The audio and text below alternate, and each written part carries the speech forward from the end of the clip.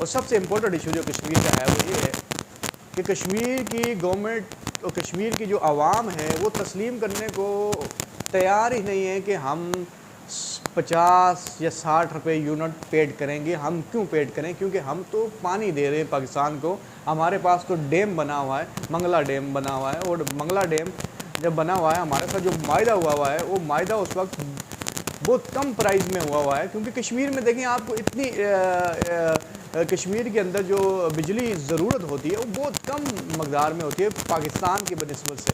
तो उनको अपनी उसी एक्चुअल जो मायदा हुआ था उसी एक्चुअल मायदे में वही चीज़ चाहिए, यानी कि 2 रुपये या 4 रुपये यूनिट हो जाए कोई मसला नहीं, 5 रुपये यूनिट हो जाए, इसी यूनिट के इसी के बीच में उनको बिजली वहाँ पे चाहिए जो पहले चलता रहा। जैसे अभी जो पाकिस्तान की प्राइवेट कंपनीज है, ज़ाहिर सी बात है जब आपके डैम बनते हैं उनके बाद जो आपकी बिजली जो तैयार होती है, बिजली के बाद आप प्राइवेट जितनी भी कंपनीज हैं डिस्ट्रीब्यूटर बनाते हैं, हम उनके साथ कनेक्ट कर लेते हैं।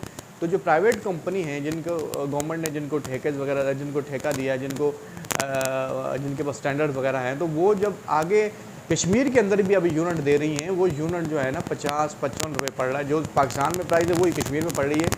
ये बिल्कुल सरासर गलत है, इसको किसी भी हाल में कबूल नहीं किया जाएगा।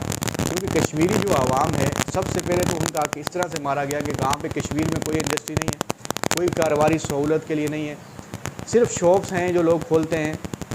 आपको पता है कि कश्मीर की आबादी जो है ना बताई बहुत कम जाती है लेकिन है ज़्यादा। और आपको मैं भी ये भी बताना चाहता हूँ कि कश्मीर के अंदर हर ज़िले की अपनी सोच है, लेकिन जब बात कश्मीर की आती है तो सब इकट्ठे हो जाते हैं और होने भी चाहिए, ये टाइम है। लेकिन हम ये भी बताना चाहते हैं कि जब अल्लाह ना करे पाकिस्तान में जब भी कोई बात आएगी तो कश्मीरी सबसे पहले होंगे और सबसे पहले उस लाइन में खड़े होंगे। और पाकिस्तान की तरफ जो भी गंदी और मैली आँख से देखेगा वो सबसे पहले कश्मीरी को फेस करेगा। क्योंकि कश्मीर पाकिस्तान कश्मीरी जो है वो पाकिस्तान में ज़रा सी भी एक जो है हमारा ईमान है और हमारा मुल्क है और हम उसकी रिस्पेक्ट करें। लेकिन ये भी सच है कि जो मायदा हमारे साथ किया गया था, जो यूनिट्स हमें दी गई थी, उसी पे कश्मीर की आवाम को बिजली मिलनी चाहिए। क्योंकि ये हकीकत किसी से भी छुपी हुई नहीं है कि कश्मीर की आवाम जो है उनको कारोबारी सहूलतों के लिए पाकिस्तान में आके अपने कारोबार ऑन करने पड़ते हैं।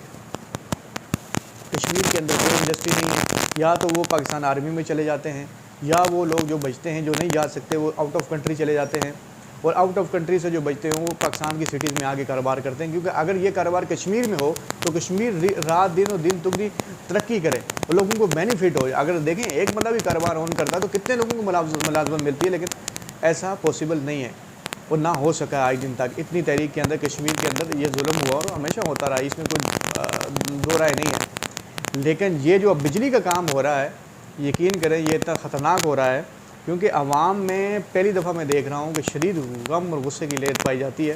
तो जो यूथ है, तकरीबन जो यूथ है, यूथ तो इस चीज़ को एक्सेप्ट करने के लिए तैयार ही नहीं है। और इसका नुकसान हमें ये होगा, मैं आप सबको बताना चाहता हूँ कि इंटरनेशनल कंट्री, इंटरनेशनल मीडिया इस वक्त पाकिस्तान की तरफ देखती है। अगर कश्मीर में ऐसी चिंगारी उठेगी तो भारत और जो इंटरनेशनल कंट्रीज़ हैं वो ये पाकिस्तान से ये कहने को मजबूर हो जाएंगी कि आप मकबूजा कश्मीर को क्लेम करते हैं, आप मकबूजा कश्मीर को कहते हैं कि हमें दो, आप उनके साथ ज़्यादती कर रहे हो, तो फिर आप आज़ाद कश्मीर की आवाम को भी हक़ पूरा नहीं दे रहे, तो हम कैसे मकबूजा कश्मीर, फिर हमारा जो बयानिया है मकबूजा कश्मीर का, हमारा जो फ़ाइट है मकबूजा कश्मीर के भाई बहनों के लिए, वो कमज़ोर हो जाएगा।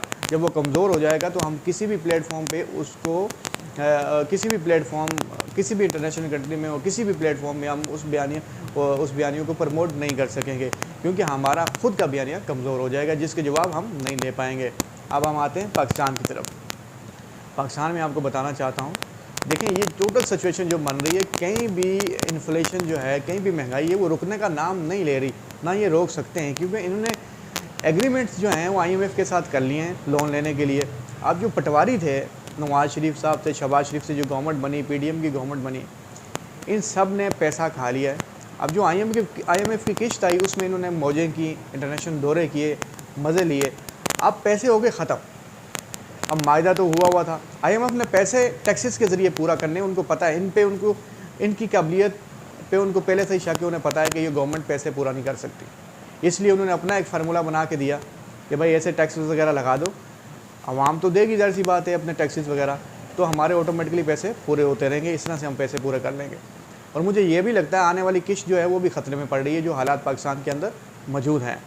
लेकिन इसको जितनी जल्दी हमने इसको रिजोल्व ना किया, इसमें मैं कहना चाहूँगा कि हमारे आर्मी चीफ साहब जो हैं उनको बीच में आना चाहिए, हमारे जितने भी अदारे के सरबराह हैं उन सबको आके इस चीज़ को रिजोल्व करना चाहिए, इस चीज़ को हल करना चाहिए।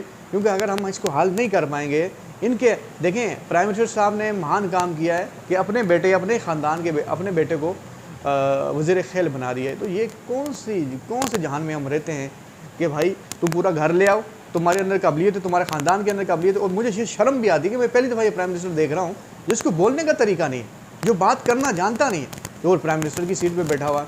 और मैं आपको ये भी बताना चाहता हूँ, ये चोर जो डकैत हैं पीपल्स पार्टी और नून लीग की, अब कल जो शादिया मरी के घर पे रेड पड़ी नेब की, और 97 अरब रुपये जो हैं वहाँ से बरामद हुए। और इसको आप छोड़ दें, इससे भी कहीं ज़्यादा होंगे, पहले भी एक रेड पड़ी थी सिंध में।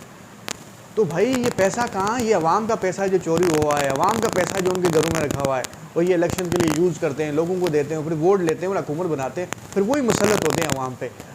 देखें इस वक्त आवाम को चेंज चाहिए, आवाम को वो चाहिए कि देखें आवाम को कहा जाता है जी मुश्किल वक्त है पाकिस्तान में। देखें आवाम मुश्किल सहने के लिए तैयार है, आवाम आगे बढ़ने के लिए तैयार, लेकिन आवाम को आगे उम्मीद भी नहीं नज़र नहीं आती ना। तुम लोग से चोर ही नज़र आते हैं सारे डाकू, जो उन्हें पता है फिर शहबाज शरीफ आ जाएगा, फिर जरदारी आ जाएगा, फिर डिफरेंट आ जाएंगे, इनकी वजह से जो मामलात होंगे फिर ख़राब होंगे। तो हम करवाने किस लिए दें, इन चोरों के खाने के लिए दें? हम तो ये नहीं कर सकते ना। इसलिए अभी सिंसेयर लेने की इनको ज़रूरत है कि पाकिस्तान की जो इमेज है पूरी दुनिया में बंद होती हुई नज़र आ रही है। और मुझे ये भी लग रहा है कि ऐसा ना हो कि इंटरनेशनल कंट्री के सारे वीज़े आपके स्टॉप कर दिए जाएं। आप उसी तरफ जा रहे हैं, इस वक्त दुनिया आपको देख रही है और एक्शन लेने के भी मूड में है। आपने अगर अपने आप को सुधराया ना, या अपने अंदर चेंज ना लेके आए। ये सारी चीज़ें थी जो मैं अपने भाइयों को, अपने व्यूअर्स को बतानी थी। इंशाल्लाह नई वीडियो के साथ आप सबके साथ हाज़िर होंगे और आप सबसे नई बात करेंगे जो किसी को भी मालूम नहीं होगी। अस्सलामु अलैकुम, फ़ी अमान अल्लाह।